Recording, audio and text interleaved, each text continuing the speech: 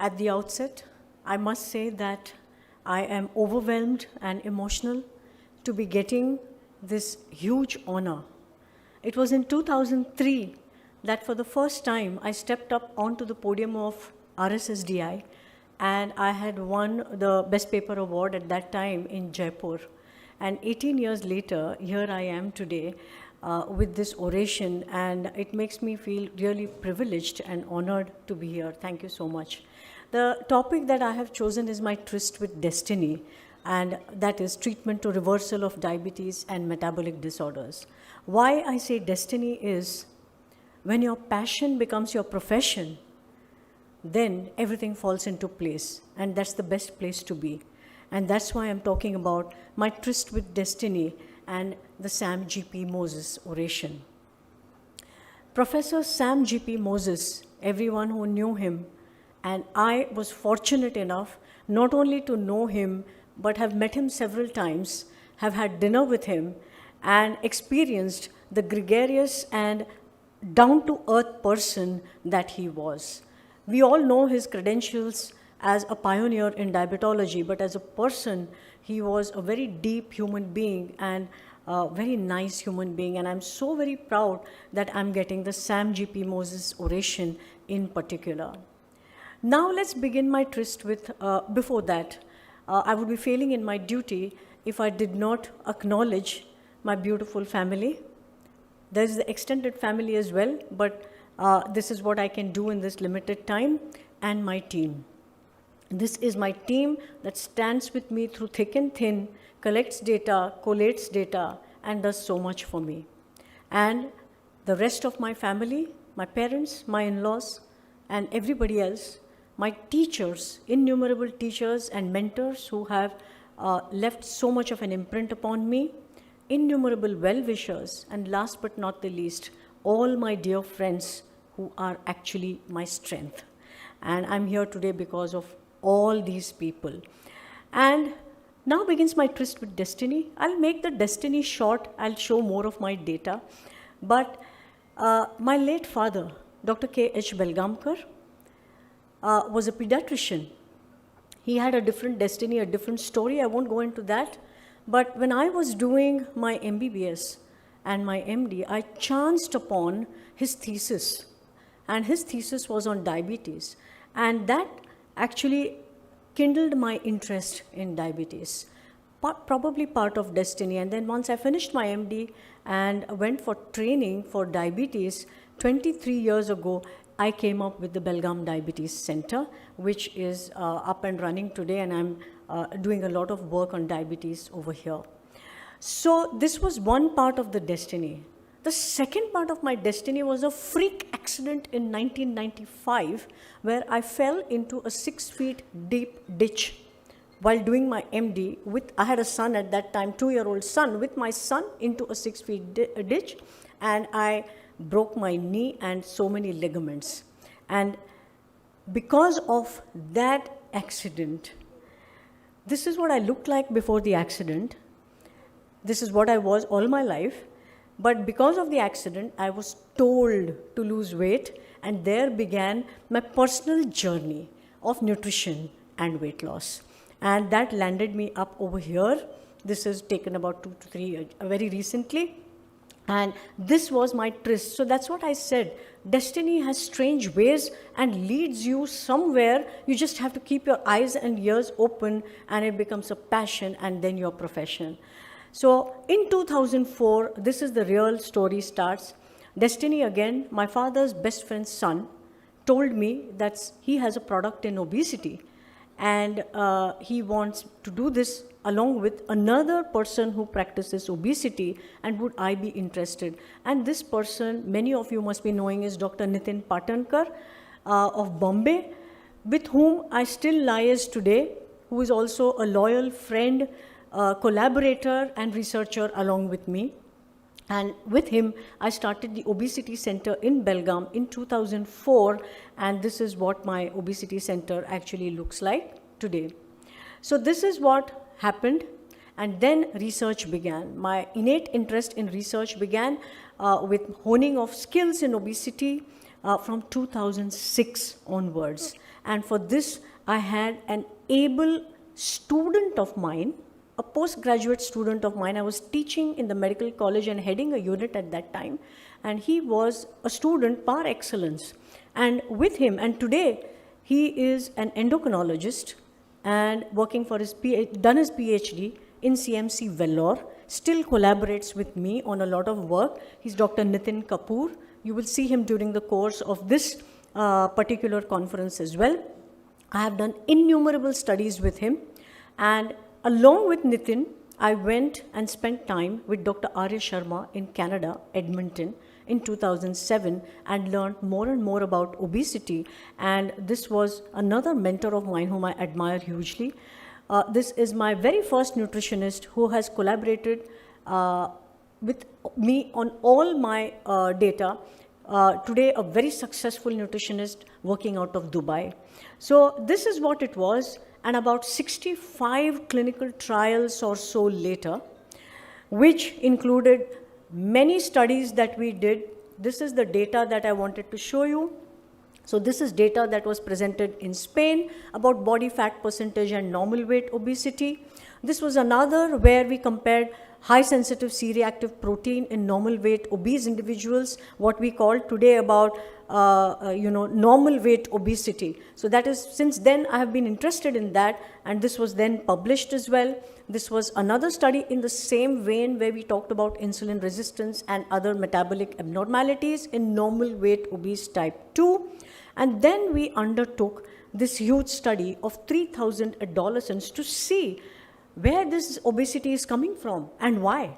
So we did children, 3,000 of them, aged 12 to 18 years, approximately 1,000 each from private, government, and aided schools to stratify them economically. And then we did anthropometric measurements and body composition on all of them. And what we found was that the overall prevalence of overweight and obesity in this cohort of 3,000 adolescents was 7.29%, obviously being higher in girls as shown in world data as well. And what we found was the percent body fat that was going on increasing from underweight all the way to obesity at that young age between 12 to 18 years. The body fat percentage was so high even at that time. The most important thing that we found during this study was we were looking at the risk factors for obesity in this population. And out of all we studied many parameters, but the significant ones are the ones that I'm showing you here, and that is economic status, screen time, fast food more than once a week, and eating out more than twice a week. And this was at a time, the screen time was lower at that time because they did not have mobile phones and so many TV channels at that time, but yet it proved to be significant. And the strongest determinants were fast food and eating out, which I'm sure holds true today also. And this was in those 3,000 patients. After that, I began to get very interested, not just in obesity, but I started to get very, very interested in endothelial dysfunction, inflammation being at the root of most of the diseases, and also about oxidative stress. This became my interest somewhere around 2007, 2008, and because of that, we did a couple of studies. This was about adiponectin levels. Then we did one more interesting study, not talked about too much, and that is an inflammatory marker called nitrotyrosine. So that is one more study that we did, and that was presented and published as well. And this is the serum nitrotyrosine in metabolically obese, normal weight individuals that we did, because we thought that oxidative stress, inflammation, we need some kind of a marker, and we were looking at nitrotyrosine as one of the markers. We just took 150 non-diabetic, non-hypertensive, healthy individuals and stratified them as normal weight obese and normal weight obese, did their anthropometric measurements and body composition with the BIA, the bioelectric impedance analysis, and we looked at their serum nitrotyrosine. And what we find here is that nitrotyrosine is increased significantly even in those with normal BMI, but who are obese with waist circumference. So normal weight obese individuals, and in females it was exponentially higher. Who knows? These inflammatory markers are probably the ones that tell us why women have more cardiovascular disease. So this is what we did at that time, and the results were very significant. Of course, this HSCRP increased progressively in all these groups of normal weight, obese, and obesity. Body fat percentage was higher in females, as was expected, but the nitrotyrosine being higher, actually higher than even in the properly obese group. In the normal weight obese group, it was much higher, and that is what was surprising to us. Then the interest was in how to bring down the weight. And then we started looking at carbohydrate to protein ratios. And this was one of the studies that we presented at the RSSDI in 2009 again, where we looked at effect of managing dietary carbohydrate to protein ratio on body weight, body composition, and glycemic control in type 2 diabetes. And what was the research question? If we make up the deficient proteins in our Indian population, in each meal, can we have better body composition and better glycemic control? That was the question. We took just 17 patients. They had stable weight, and what we did was we give them protein extracts. At that time, we collaborated with a food technologist who gave us protein extracts. Now it's freely available. That time it wasn't. And that was provided at every meal, so that the carbohydrate to protein ratio was maintained at the level that we want. I cannot go into the details here. And then the anthropometric measurements were done. And these were we had cases and we had controls, and they were same in all respects. And the results was that there was a statistically significant percentage reduction in the waist circumference and waist hip ratio, which we used to measure in those days, among the cases when compared to control. And the most important slide is this. This is the case and the control. When you give protein in every meal, what happens to the postprandial blood glucose. And this is exactly what Dr. Osama Hamdi has shown now in his recent studies, that you give the protein first and you can attenuate the spike of blood sugar. And this is what we had shown at that time in this particular study. And we concluded that the CP ratio maintenance in the diet helps in reducing the sharp prandial rise and abdominal obesity. Of course, at that time, we hypothesized that larger studies would be required for this. Now came the turning point for me and became the subject and passion of all my data collection and work thereon. And this turning point came in 2016. Why do I call it the turning point? I started with diabetes treatment in 1999. I went to obesity management as a corollary and as an extension in 2004. But in 2016, I began to be interested in reversal of metabolic disorders. I don't say diabetes here. Reversal of diabetes has become a catchword now, but we were looking at reversal of metabolic disorders in general.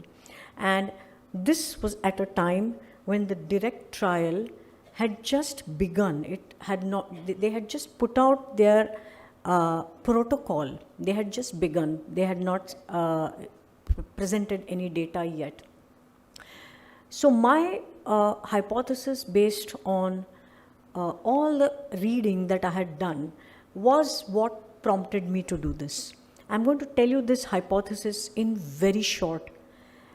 The aging process, we know, causes cellular death and metabolic disease such as diabetes. All of us know that. But this especially affects the endothelial cell. And why is that? Because the endothelial cell is a very delicate cell. So let me use the endothelial cell as the prototype of cellular aging and metabolic disease, because that is the largest killer. What is also proven, and there is enough data, that if you did caloric restriction, you could attenuate this process. This was the basic premise. And let me take this a little further and talk to you about aging and the endothelium, or aging, particularly vascular aging. What you can see here is that aging causes endothelial apoptosis, arterial stiffness, reduced endothelial nitric oxide synthase expression, and a decline in mitochondrial function. But most importantly, what it causes is inflammation, as you can see here.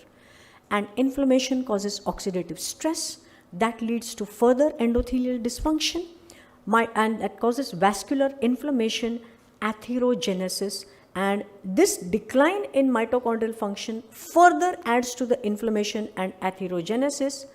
And mind you, all of this together, what I have encompassed in this slide, all of this together causes vascular aging. Not only does it cause vascular aging, it is responsible for coronary artery disease and stroke. And this was the premise of doing these kind of studies. So if you had to do caloric restriction, maybe you could retard all of what I have shown you. And this was the premise with which I started to work. And the first data that I presented was last year at the ACE 2020, where we aim to study the impact of marked reduction of calorie intake on the obesity indicators and metabolic comorbidities. We started them on what we call the reversal diet. It was a structured diet plan where we used commercially available meal replacement mixtures. It was 800 to 830 calories. We assessed all the parameters, took just 72 subjects, and we looked at them.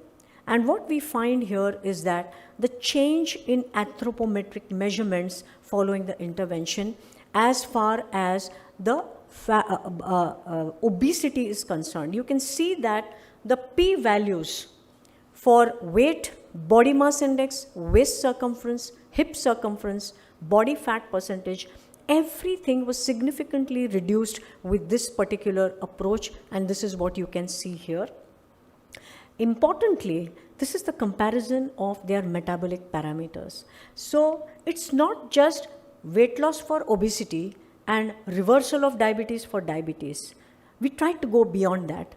So in this same cohort, we found that the A1C came down, it was significant.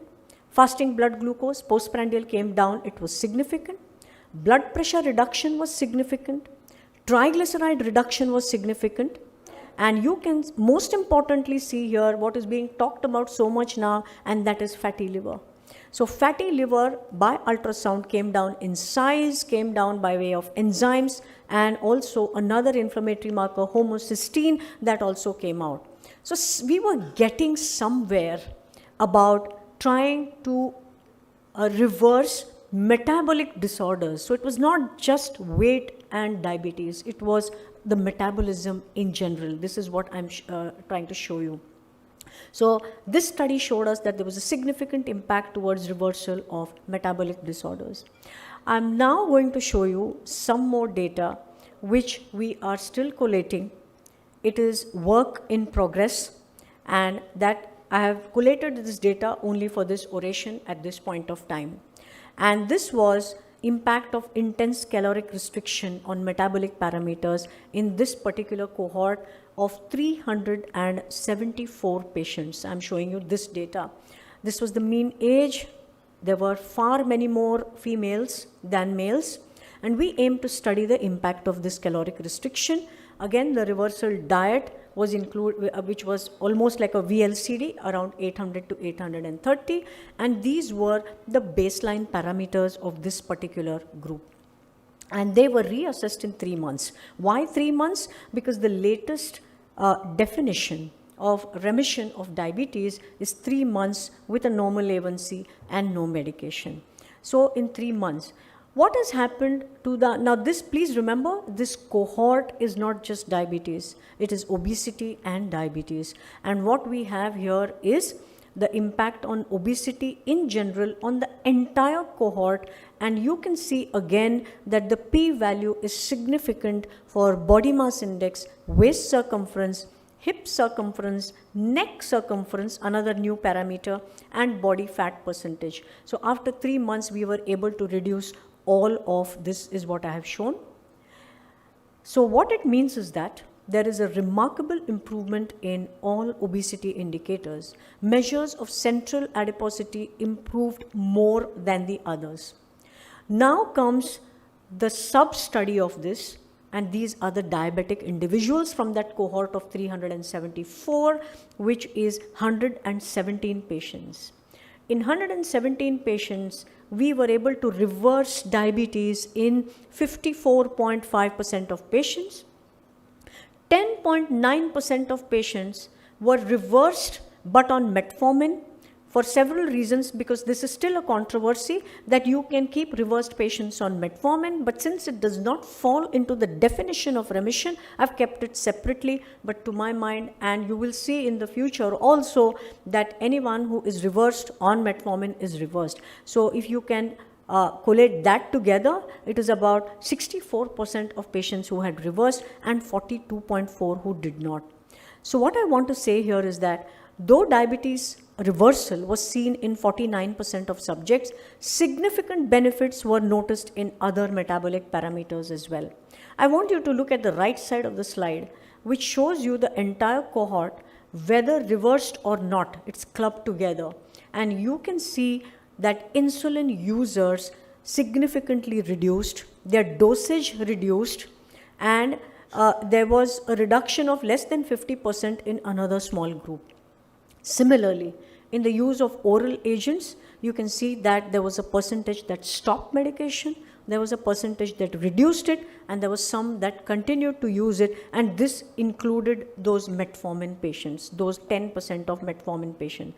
But a significant number of patients stopped or reduced insulin. So this was very, very significant for me. Of course, diabetes as per definition was reduced in 54.5% of patients. In those with diabetes, you can see importantly that NAFLD was reversed in the maximum number. Look at that green bar up there. It was reversed. Fatty liver was reversed. It was reduced in degree or reduced in stage in many patients, and it remained the same in some. Hypertension, people were able to stop their medicines. What I'm getting at is here, I'm looking at overall metabolic control because of caloric restriction. And this is all going to have a bearing on their vascular age, whether they reverse their diabetes or not. That doesn't matter. So there was a significant improvement in weight loss, hypertension, and NAFLD, as you can see here. There were about 54 patients who did not reverse their diabetes, but insulin was stopped in 29% and reduced in 38% of those who did not reverse their diabetes according to current definition. Oral anti-diabetic agents were reduced in 22%, hypertension reversed in 14% and reduced in 10%, and NAFLD reversed in 41%. So what I'm getting at is, do not get into the semantics of whether diabetes is reversing or not. The process itself is going to turn back your metabolism on the path that is very, very beneficial. So you are bringing down so many parameters, because all these parameters ultimately contribute to vascular age, and that is what we wanted to prove, and that is what we have shown. Now, these are patients of obesity without diabetes, and you can see here that they reversed their NAFLD, hypertension, and had good bit of weight loss. So we had similar results even in patients without diabetes, which means to say that you're reversing certain other vascular parameters for these kind of people. So it is the process that matters. And because of the work that I've been doing, this is just one textbook chapter edited by Dr. V. Mohan, and we have written several chapters of reversal of diabetes in many books in the recent past, and this is just one of them that I'm showing to you. So to come to my conclusion finally, it is caloric restriction that matters. Please remember that Okinawans in Japan live the longest, and the key there is caloric restriction. Today, intermittent fasting people are talking about, that is caloric restriction.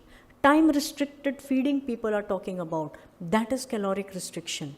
Ultimately, it is all coming down into the same basin or same sink, and that is caloric restriction retards cellular aging, and in particular vascular aging.